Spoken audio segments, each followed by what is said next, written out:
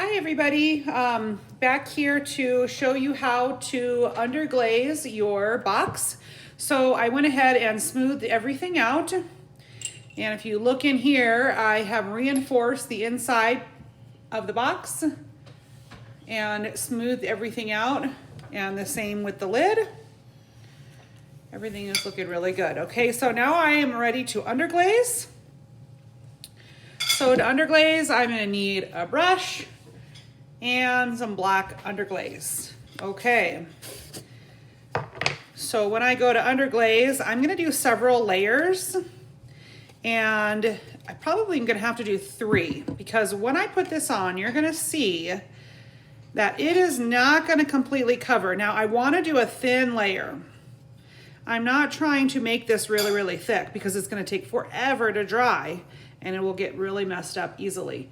So you can see the lines of the brush.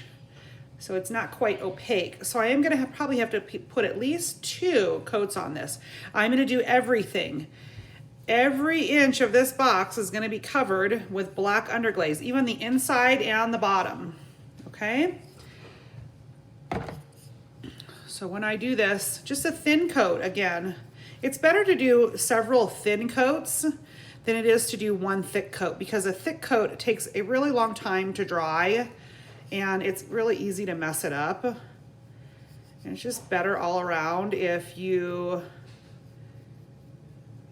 do a thin coat. Now this is gonna take a little bit of time to dry because my clay is still leather hard.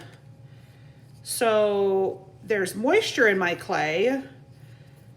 So it's gonna take a little bit more time to have this dry than say if it was bone dry. If it was completely dry and there was no moisture in my clay, it would dry very quickly, right? Because the clay would soak up that moisture. But because this is wet clay or leather hard clay, it's gonna take a little bit longer to dry. I think I'm gonna put that down and do the edges and the inside. It's kind of hard to get everything at once without messing it up, but I'm gonna do my best here to get everything a nice one even coat, nice thin even coat.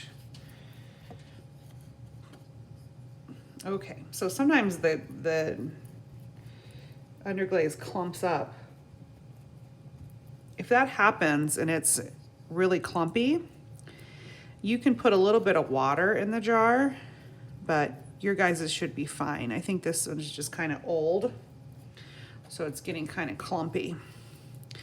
Okay, so I am going to do the rest of this. I'm gonna put 2 layers on. Now, if I need to do another layer, which I may have to make 3 layers, the way that I gauge that is if my clay is showing through at all, I need another layer. So after I get this all done and this dries, then we're gonna go ahead and start this graffitoing process. So put at least 2 layers on, you might need 3, and then in the next video, I'll show you how to sgraffito. All right, thanks.